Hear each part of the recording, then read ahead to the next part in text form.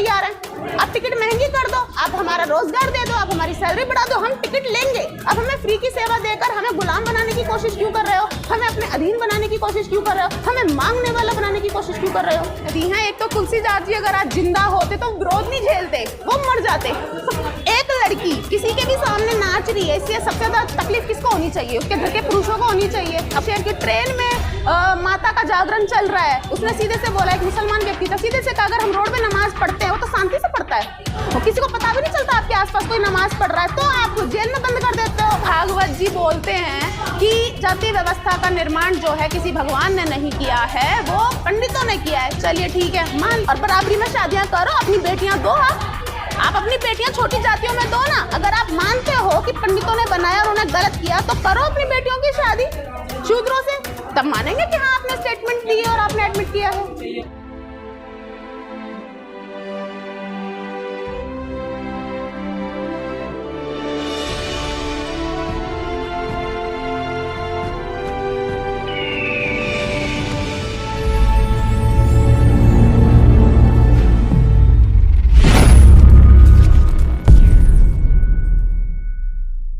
सब ताड़न के अधिकारी, इस चौपाई को लेकर बड़ा बवाल मच रहा है देश में। आप भी महिला हैं। हाँ, तो ताड़न के अधिकारी आप, तो इसमें नया क्या है? ये तो पहले से सभी लोग जानते हैं। अब नया क्या हो रहा है ये बताइए। नया इसमें कह रहे हैं कि ताड़न की जगह शिक्षा जोड़ दो उसमें आप। अरे उनके कहने से कुछ भी हो जाएगा क्या? ये सब बेवकूफ़ियाँ हैं और इन पर मुझे मात्र हंसी आती है, नथिंग एल्स। और मुझे भी लगता है कि लोगों को पता है, लोग जानते हैं डिक्शनरी नाम की चीज़, लोग जानते हैं गूगल नाम की चीज़। अगर कहीं भी ताड़ना का जो मीनिंग है वो शिक्षा होता तो लोग बेवकूफ़ नहीं है, तो इस तरह की मूर्खतापूर्ण चीज़ों का कोई भी समर्थन नहीं करेगा। लेकिन जो गीता प्रेस वाले हैं उन्होंने चेंज किया इसको, वो काफ़ी साहित्य छापते हैं हिंदुओं का। मैं अपना प्रेस खोल लूँ, मैं कुछ भी छाप दूंगी तो वो रियलिटी थोड़ी ना हो जाएगी। करने दीजिए, उनका प्रेस है, वो कुछ भी छापें। ढोल गवार शूद्र पशु नारी सब ताड़न के अधिकारी तुलसीदास जी ने जो चौपाई लिखी, आखिर क्या सोचकर लिखा होगा उस दरमियान? जो सोचकर किसी ने धर्म बनाया, जो सोचकर किसी ने इन धर्म ग्रंथों के तहत महिलाओं को गुलाम बनाया, जो इतने सारे फालतू के नियम कायदे कानून बनाए, वही सोचकर उन्होंने ये लिखा है। लेकिन महिलाओं की तुलना पशुओं से कर रहे हैं, ढोल से कर रहे हैं। अरे तो ये कोई नई बात थोड़ी ना है। कौन नहीं जानता महिलाओं की क्या स्थिति रही है इतिहास में? कौन नहीं जानता? और आज भी है। आज कुछ पढ़ी लिखी महिलाएं आगे निकल रही हैं, वो बात अलग है। अगर आप थोड़ा डीप में जाकर देखेंगे, आपके समाज में आज भी महिलाओं की वही हालत है। महिलाएं बिना भाई, पति, बेटा, इनकी परमिशन के बाहर नहीं जा सकती, नौकरी नहीं कर सकती, पढ़ाई नहीं कर सकती, शादी नहीं कर सकती, जन्मदिन नहीं मना सकती, दोस्तों से मिल नहीं सकती, कपड़े नहीं पहन सकती। आज भी वही हाल है। तो ये जो जिसको आप भारतीय संस्कृति कह देते हैं, ये उसी की वजह से तो है। ये तो इसमें कौन सी नई बात हो रही है? कौन नहीं जानता इन चीज़ों को? जो महिलाएं समझ रही हैं वो आगे बढ़ रही हैं इन चीज़ों को तोड़कर, और जो बढ़ रही हैं उनको फिर चरित्रहीन, मर्यादा लांघना, शर्म हया ना होना, ऐसे इल्ज़ाम लगा के उनको डाइवर्ट करने की कोशिश की जाती है। ऐसे में जो लड़कियां इन चीज़ों के काबू में नहीं आती वो अपना आगे निकलती हैं, लेकिन उनको फिर बेशर्म लड़की का टैग लगाया जाता है, चरित्रहीन लड़की का टैग लगाया जाता है। तो इट्स ऑल अबाउट कि महिलाएं किसी भी तरह से आगे बढ़ने की कोशिश करेंगे तो इनके पास बहुत सारे अधिकार हैं। तुलसीदास जी ने तो एक लाइन लिखी है। अगर हम धर्म ग्रंथों को देखें तो यहाँ पर बहुत सारे ऐसे हथियार हैं जहाँ पर महिलाओं को रोका जा सकता है। लेकिन यही जो धर्म ग्रंथ है, ये तो मजबूती है हिंदू धर्म की, सॉरी सनातन धर्म की। हो सकता है डेफिनेटली, क्योंकि अगर हमें किसी पर राज करना है तो हमें कुछ ऐसी चीज़ों को मजबूती तो देनी पड़ेगी ना, ताकि हमें आने वाले टाइम यानी कि भविष्य में भी हम इसी तरह से राज कर सकें। जैसे कि एक छोटा सा एग्जांपल मैं केजरीवाल जी का बता देती हूँ। केजरीवाल जी दिल्ली में फ्री सेवा दे रहे हैं, हम महिलाओं को फ्री में हम बसों में सफ़र करते हैं। तो इसका मतलब क्या है? अगर आप सुनेंगे दिल्ली के लोगों से तो साफ कहते हैं कि महिलाओं का वोट कहीं नहीं गया, सिर्फ केजरीवाल जी को जाएगा क्योंकि वो फ्री में सफ़र कर रही हैं। तो इसका पीछे का मतलब मैं बता देती हूँ। केजरीवाल जी क्या चाहते हैं? केजरीवाल जी ये चाहते हैं कि इन केस इस बार मेरी सरकार चली भी जाती है लेकिन आगे दोबारा मेरी सरकार बन जाए, उसकी तैयारी है, ना कि महिलाओं को कोई सुविधा देने की तैयारी है। क्योंकि आप समझिए इस बात को, आज हम फ्री में सफर कर रहे हैं, कल को इनकी सरकार गिर जाती है, दूसरी कोई सरकार बनती है, सपोज कीजिए उन्होंने हमसे टिकट लेना शुरू कर दिया, तो हम क्या कहेंगे? अरे हमारा तो केजरीवाल ही सही था, हमारा तो केजरीवाल हमें फ्री में सेवा दे रहा था, हमें तो केजरीवाल ही लाना है। तो वापस से हमारा वोट कहाँ जाएगा? केजरीवाल के पास जाएगा। यानी कि केजरीवाल जी हमें सुविधा नहीं दे रहे हैं, वो अपना रास्ता साफ कर रहे हैं। तो की गलती से अगर हमारी सरकार गिर भी जाए तो आगे वापस आने का हम अपना रास्ता साफ कर सके। अगर एक मिनट, अगर वाकई में इनको महिलाओं को सशक्त करना है अगर वाकई में ये चाहते कि जनता को सुविधा मिले तो वो हमारी सैलरी बढ़ाए, हमें रोजगार दे। हम टिकट लेने को तैयार हैं। आप टिकट महंगी कर दो, आप हमारा रोजगार दे दो, आप हमारी सैलरी बढ़ा दो, हम टिकट लेंगे। अब हमें फ्री की सेवा देकर हमें गुलाम बनाने की कोशिश क्यों कर रहे हो? हमें अपने अधीन बनाने की कोशिश क्यों कर रहे हो? हमें मांगने वाला बनाने की कोशिश क्यों कर रहे हो? तो उसी तरह से ये धर्म को जो मजबूती देने वाली बात है वो सारे काम करेंगे जिससे कि आज भी, वर्तमान में भी और भविष्य में भी इनकी धर्म की मजबूती बनी रहे। और कुछ लोगों को जिनको वो गुलाम बनाने की कोशिश करते हैं या पिछड़ा रहने देने की कोशिश करते हैं, वो पिछड़े रहें, वो गुलाम बने रहे और वो राज करते रहे। ये तो इनकी स्ट्रेटेजी है। लोग कहते हैं कि तुलसीदास यदि आज जिंदा होते ना, उनको बहुत विरोध झेलना पड़ता महिलाओं को, जबकि महिलाएं आज प्रधानमंत्री भी बन गई, राष्ट्रपति भी है हमारे देश में महिला आज की। डेफिनेटली यहाँ पर आपने दो बातें कह दी हैं। एक तो तुलसीदास जी अगर आज जिंदा होते तो विरोध नहीं झेलते, वो मर जाते। सीरियसली महिलाएं उनको छोड़ती नहीं। आप मुझे जानवर कह के देखिए मैं आपका क्या करती हूँ, देखिए मैं आपका क्या करती हूँ। तो अच्छी बात है वो आज जिंदा नहीं है। और दूसरी बात, बेशक महिलाएं प्रधानमंत्री बन गई, मुख्यमंत्री बन गई, लेकिन राष्ट्रपति भी बन गई हैं और बहुत सारे बड़े पदों पर भी हैं, सुप्रीम कोर्ट पर भी हैं, लेकिन कहीं ना कहीं फिर भी वो इस धर्म की जो व्यवस्था है वहाँ पर घिरी हुई हैं। क्योंकि ये जितना भी धर्म का काम चल रहा है ये मेंटल लेवल पर है, ये फिजिकल लेवल पे नहीं है। इसके लिए महिला दोषी या पुरुष दोषी हैं उन परिवारों के? इसके लिए दोनों ही दोषी हैं। जिन्होंने व्यवस्था बनाई वो तो दोषी हैं ही, और जो नहीं समझ पा रहे हैं वो महादोषी। लेकिन लोग कहते हैं महिलाएं नहीं मानती हैं पुरुषों की बात। वो क्यों मानेंगी? वो क्यों मानेंगी? आपने उनके अंदर इतना डर बैठा दिया है हर चीज को लेकर। आप मुझे ही ले लीजिए ना, अगर मैं जाना चाहूँ दिल्ली से कहीं बाहर तो मेरे अंदर एक डर है, भाई मुझे पुरुष लोग अलाउ नहीं कर रहे हैं कि मैं बाहर जाऊं। अगर मैं अपने दम पर जाने की कोशिश करूं और इन केस अगर मैं फेल हो जाती हूँ या मेरे साथ कुछ हो जाता है तो क्या करेंगे? तो क्या करेगा ये समाज? मुझ पर ब्लेम देगा ना। अरे हमने कहा था इसको, हमने रोका था, फिर भी चली गई, हमारी नहीं मानेगी तो ऐसा ही होगा, हमारी मर्जी के खिलाफ जाएगी तो ऐसा ही होगा। तो वो डर है, वो डर बिठा रखा है, उस डर की वजह से हम आगे नहीं बढ़ पाते हैं। तो महिलाओं को सोचना पड़ता है। तो नारा जो दे रही है सरकार, करोड़ों रुपए खर्च कर रही है बेटी बचाओ बेटी पढ़ाओ पर, कहाँ खर्च कर रही है? कुछ स्टेटमेंट कुछ है? बड़े बड़े विज्ञापन छपते हैं मैम। बस विज्ञापन केजरीवाल ब्रांड एम्बेसडर बना रखे हैं।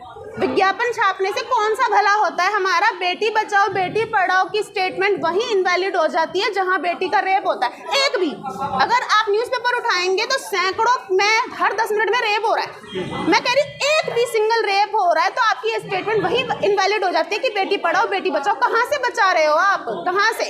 मैं कह रही हूँ आज जितनी भी लड़कियों का रेप हो रहा है आप आंख बंद करके बैठे रहते हो। मैं कहती हूँ प्रधानमंत्री की बेटी का रेप हो जाए, प्रधानमंत्री की बहन का रेप हो जाए तो क्या करेंगे? चुप रह जाएंगे या इस स्टेटमेंट को बोलेंगे बेटी पढ़ाओ या बेटी बचाओ? मार दो वो भी ठीक है, आप रेप कर रहे हो। रेप जैसी सबसे बड़ी घटना आप सोच के देखो, आपकी बिना मर्जी के आपके शरीर के साथ क्या क्या करते हैं लोग, आप उसको कैसे सह सकते हो? मैं कहती हूँ एक रेप नहीं सहना चाहिए। आप यहाँ कितने रेप रोज सह रहे हो? क्या कर रहे हो आप क्या कर रहे हो बेटियों को बचाने के लिए? बड़ा सवाल, क्या हमारे देश में जो महिलाओं की इज्जत, बेटियों की इज्जत भी जात के आधार पर हो रही है, लगता है आपको? देखिए सबसे पहले तो ना लोगों को अवेयर होने की जरूरत है। लोगों के शरीर से इज्जत को मत जोड़िए। आप समझिए इस चीज को। लोग लड़कियों की शरीर से इज्जत को मत जोड़िए। ये सबसे बड़ा पाप हमारा देश करता है, सबसे बड़ा पाप कि आप पूरी इज्जत का ठीकरा एक लड़की को दे देते हो, एक लड़की के शरीर को दे देते हो। अरे भाई लड़कियों का शरीर भी आपके शरीर जैसा ही है। जब इज्जत का ठीकरा आप लड़के के शरीर पर नहीं दे रहे तो लड़की के शरीर पर क्यों दे रहे हो? तो ये इज्जत वाला कॉन्सेप्ट बिल्कुल अलग है। अब बात आती है सेल्फ रिस्पेक्ट की और अपने शरीर। कल्चर ही ऐसा है देश में पूनम जी, कल्चर क्रिएट किया गया है। ये मेंटली लेवल पर जो भी दिल्ली में सरकार चल रही है, जो भी सेंटर में सरकार चल रही है, ये सारे ब्रेन गेम की चल रही है। फटी जींस पर महिलाएं आगे आ जाती हैं, आपको पता होगा आंदोलन हुआ था सीपी में। ये छोटी मोटी चीजों को आप अवॉइड कीजिए, ये हमारे मुद्दे नहीं हैं। फटी जीन्स पिज्जा बर्गर हमारे मुद्दे नहीं हैं। आप समझिए इस चीज को। हमारे मुद्दे हैं बराबर का अधिकार। बराबर का अधिकार कैसा? मेरी मर्जी में क्या खाऊंगी, क्या पीऊंगी, कहाँ जाऊंगी, कैसे रहूंगी, ये मेरी मर्जी होनी चाहिए। ऐसे जीवन की बात कीजिए, इस जीवन के मुद्दे की बात कीजिए, फटी जीन्स की नहीं। पूनम जी बड़ा सवाल, तुलसीदास जी ने जब ये चौपाई लिखी थी, ढोल गवार शूद्र पशु नारी सब ताड़ने के अधिकारी, उस दरमियान हमारे देश में मुस्लिमों का शासन था। उन्होंने मंदिर तोड़े, उन्होंने यहाँ पे रोटी बेटी का रिश्ता भी रखा, काफी उन्होंने नुकसान किया ऐसा कहा जाता है। लेकिन तुलसीदास ने एक शब्द नहीं लिखा मुसलमानों के खिलाफ। अब देखिए, जो भी इतिहास में हुआ है उससे काफ़ी लोग अवेयर हैं, किस तरह से हिंदुओं ने क्या किया, किस तरह से मुस्लिमों ने क्या किया। मैं इसके डीप में नहीं जाऊंगी, मैं वर्तमान की स्थितियों की बात करूंगी। जब हुआ तब हुआ, आज भी आप इस चीज़ को समझिए कि तुलसीदास की किस जमाने में थे, मुगलों का शासन किस जमाने में था। आज भी आपकी माँ, दादियाँ, मामी, चाचियाँ आपकी आपकी बहन बेटियों को ये कहते पीछे नहीं हटती है कि तुम्हें क्या करना चाहिए और क्या नहीं। तो वर्तमान में देखिए ना, आप इतिहास में क्यों जा रहे हैं, आप इतिहास में क्यों जा रहे हैं। बेशक तुलसीदास जी ने ये लाइन लिख दी कि नारी को पशु के बराबर खड़ा कर दिया, लेकिन हमारे कितने महापुरुष हैं जिन्होंने इस स्टेटमेंट को खारिज कर दिया, हमें पढ़ा दिया, हमें लिखा दिया, बात खत्म। उन्होंने हमारे लिए स्कूल के दरवाजे खोल दिया। आगे का काम हमें करना है, ना कि इन छोटी चीज़ों में उलझना है। और जो लोग कर रहे हैं, अच्छा कर रहे हैं, वो इस बात को खारिज कर रहे हैं। लेकिन हम अब फटी जीन्स तक के मुद्दे नहीं उठाएंगे, हम अपनी बराबरी के मुद्दे उठाएंगे। महिलाएं कथाओं में खूब जाए फिर तो नहीं, मैंने कहा रामचरितमानस को सुनने जाती है ना। मानती हूँ, मैं मानती हूँ इस बात का। इसके पीछे का कारण है उनके अंदर बिठाया गया डर, और वो डर है घर के पुरुषों से ही बिठाया गया। और ये मैं यकीन से कह रही हूँ कि ये वो डर है जो सिर्फ धार्मिक महिलाओं के घरों में नहीं है, जो कि नास्तिक हैं, जो कि बुद्धिस्ट हैं, जो कि अम्बेडकरवादी हैं, उनके घरों का भी यही हाल है। उनके घर के पुरुष भी ये डरा करते। वो पुरुष जो भाई है, वो पुरुष जो पिता है, वो पुरुष जो बेटा है, वो किसी ना किसी फॉर्म में अपनी माँ, बहन, भाभी, चाची, मामी को डरा कर रखता है। ये भगवान का नाम डर है, सिर्फ एक डर, नथिंग एल्स। और उस डर की वजह से महिलाएं कथा में जाती हैं और इन धर्म ग्रंथों को पूछती हैं। और वहाँ नाचती भी है, भीड़ सुन करके ढोल गवार शूद्र पशु नारी सब ताड़न के अधिकारी। महिलाएं विरोध क्यों नहीं कर पाती है कथाओं वाचकों का? क्यों नहीं कर पाती है? बात को समझिए कि एक लड़की किसी के भी सामने नाच रही है, इससे सबसे ज्यादा तकलीफ किसको होनी चाहिए? उसके घर के पुरुषों को होनी चाहिए। अब उसके घर के पुरुष ही खुश हो रहे हैं, उसके घर के पुरुष ही खुश हो रहे हैं। जितनी भी महिलाएं ऐसे जाती हैं, बाबाओं के सामने नाचती हैं, उनको पूजती हैं, उनके घर के पुरुष ही खुश हो रहे हैं, उनकी परमिशन से ही तो कर रही है ना। तो दूसरा कोई क्या करेगा? दूसरा कोई क्या करेगा? भाई मैं एक लड़की हूँ, मेरे जीवन में पुरुष के नाम पर पिता है, भाई है, बेटा है, भतीजा भतीजी जो भी है, ठीक है। वो लोग जो मुझे बोलेंगे वो तो मैं करूँगी ना, मैं करूँगी। तो उन महिलाओं को नाचने के पीछे वो लोग बोलते हैं। अगर उन लोगों ने उनमें से बहुत कम महिलाएं होती हैं जो सोचती हैं कि मैं क्यों जाऊं उस बाबा के पास, तो आपको नहीं लगता कितने सारे पुरुष ऐसे होंगे जो खुद अपनी पत्नी, माँ, बहन को बोलते जा बाबा के पास? अच्छा, बोलते हैं कि नहीं बोलते हैं? एक बाबा आ गए हैं धीरेन्द्र शास्त्री, बहुत तूती बोल रही है, उनकी पर्चा देखते हैं सब कुछ बता देते हैं। वो चलेगी क्योंकि सरकार उनकी है। आप समझिए, जिनकी सरकार होती है, सरकार आंख बंद करके बैठी है, धर्म के नाम पर दंगे करवा रही है, सरकार हिंदू मुस्लिम करवा रही है, सरकार हिंदू धर्म चिल्ला रही है, सरकार हिंदुत्व चिल्ला रही है, सरकार हिंदू राष्ट्र बनाने की बात कर रही है। तो ऐसे टाइम पर ऐसे नमूने उछलेंगे, इसमें कोई बड़ी बात नहीं है। हिंदू राष्ट्र बनाएंगे वो, डेफिनेटली बना तो नहीं पाएंगे, कोशिशें तो उनकी है ना। कल को मान लीजिए कि सरकार मुसलमानों की हो, तो मुसलमान लोग अपने लिए काम नहीं करेंगे। कल को अम्बेडकरवादियों की सरकार होगी तो अपने लिए काम करेंगे। ये जो अपना है ना, यही दिक्कत है। हमारा देश किसी एक धर्म का नहीं है, हमारे देश में डेमोक्रेसी है। सभी जो जितने भी लोग हैं, जितने भी नागरिक हैं, सबके बराबर हित का सोचने वाला ही अच्छी सरकार होती है, जो सिर्फ अपना लेकर चल रही है। 70 साल में कांग्रेस की सरकार रही, कोई हिंदू धर्म खतरे में नहीं आया।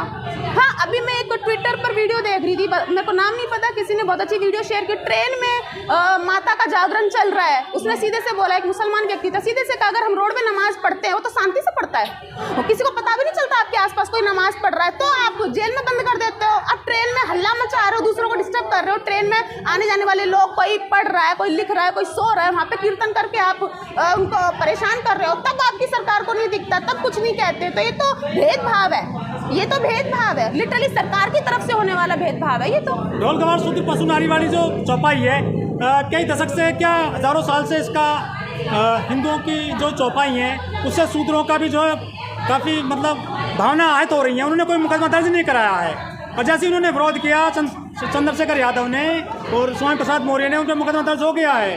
मनुस्मृति जलाई तो उन पर मुकदमा दर्ज होगा, अरेस्टिंग कर लेगी लखनऊ में। बिकॉज उनकी सरकार है, वो जो चाहेंगे वो करेंगे, वो तो मुझे भी जेल में डाल सकते हैं। जो सरकार है वो कर सकती है, उनके हाथ में पावर है। मैं तो कुछ नहीं कर रही हूँ, मैं तो आपके सामने बोल रही हूँ। उनका मन करेगा विदाउट रीजन वो मुझे भी जेल में डाल सकता है। वो बात अलग है कि संविधान के अनुसार मैं अपनी लड़ाई लड़ सकती हूँ। रही उस चौपाई की बात, तो मैं उसकी भी रियलिटी बता देती हूँ। देखिए, अभी साधन उपलब्ध हैं, सोशल मीडिया और गूगल के थ्रू आपके पास हर इंफॉर्मेशन पहुँच रही है। लेकिन जिस जमाने में ये चौपाई लिखी गई है, उस जमाने में इतनी सुविधाएं नहीं थी कि जन जन तक वो इंफॉर्मेशन जाए या फिर उस इंफॉर्मेशन को कोई एक्सप्लेन करे। आप समझ गए इस चीज को? यानी कि चौपाई तो उसने लिख दी, लेकिन ये हर किसी को चौपाई नहीं पता है। आप हिंदू धर्म की लड़कियों पे सर्वे कर लीजिए, कितनी लड़कियों को पता है कौन है तुलसीदास, कितनी लड़कियों को पता है कि तुलसीदास ने क्या क्या लिखा है। वो मानेंगे ही नहीं। आप कितना भी बोल दीजिए वो हिंदू धर्म में है, वो पूजा पाठ कर रही हैं, वो झेल रही हैं, वो सब कुछ झेल रही हैं, लेकिन वो एक्सेप्ट नहीं करेंगे कि ऐसा कुछ लिखा है। वो आपको ही दोषी कह देंगे, आप तो पता नहीं क्या क्या उठा के ला रहे हो। आप समझिए यहाँ पर धर्म को कमजोर कर रहे हो। हाँ, वो बोलेंगे कि आप धर्म को भी उनके दिमाग में बैठाया गया है। माता, डर और भविष्यवाणियाँ और चमत्कार, ऐसी चीज़ें उनके ब्रेन में बैठा दी गई हैं, जिस उनको इतनी बुरी तरह से समझा दिया गया है कि आप झेलो। आपका धर्म है मेन झेलना, और आपने इसके ऊपर थोड़ा सा भी दिमाग लगाने की कोशिश की तो आप अच्छी लड़की नहीं हो, आप मर्यादा के बाहर हो, आप चरित्रहीन हो, आप बेशर्म हो, आपने शर्म हया का गहना उतार दिया। ऐसी घटिया वर्डिंग से उनका जो मनोबल है वो डाउन कर देते हैं और उनको वहीं पे बैठा देते हैं जहाँ से वो उठने की कोशिश कर रही थी। तो ऑल अबाउट ये ब्रेन गेम है, ब्रेन गेम को समझना पड़ेगा तभी। एक आखिरी सवाल आपसे पूनम जी, मोहन भागवत ने कहा है कि जो जातियाँ हैं ना पंडितों ने बनाई हैं। हाँ, तो बनाई है तो आगे पूछिए। ये सच्ची बात है क्या? डेफिनेटली ये सच्ची बात है। क्वेश्चन ये होना चाहिए कि अब जाके उन्होंने ऐसा क्यों बोला। क्वेश्चन ये होना चाहिए, देखिए मोहन भागवत जी बोलते हैं कि जाति व्यवस्था का निर्माण जो है किसी भगवान ने नहीं किया है, वो पंडितों ने किया है। चलिए ठीक है, मान लिया ना आपने, आप हमें बोल क्यों रहे हैं? आपने मान लिया, अब उस गलती को सुधारिए। आप पंडितों से सवाल जवाब कीजिए। गीता प्रेस सुधारेगी ना? हैं? गीता प्रेस सुधार देगी। गीता प्रेस नहीं, वो उनको खुद सुधारना पड़ेगा, क्योंकि उन्होंने खुद एडमिट किया है इस लाइन को कि जाति व्यवस्था पंडितों ने बनाई है। तो पंडितों से सवाल करें, वो सुधार करें। और जाति व्यवस्था की वजह से जितने लोगों को प्रॉब्लम हुई है, जितने लोगों के ऊपर अत्याचार हुए हैं, उन सबको हर्जाना दें, उन सबको न्याय दिलाएं। आज भी आज देश में इस मिनट पर भी कहीं ना कहीं जाति व्यवस्था हो रही होगी, जाओ उनको रोको और बराबरी में शादियां करो, अपनी बेटियां दो। आप अपनी बेटियां छोटी जातियों में दो ना। अगर आप मानते हो कि पंडितों ने बनाया और उन्हें गलत किया, तो करो अपनी बेटियों की शादी शूद्रों से, तब मानेंगे कि हाँ आपने स्टेटमेंट दी और आपने एडमिट किया है।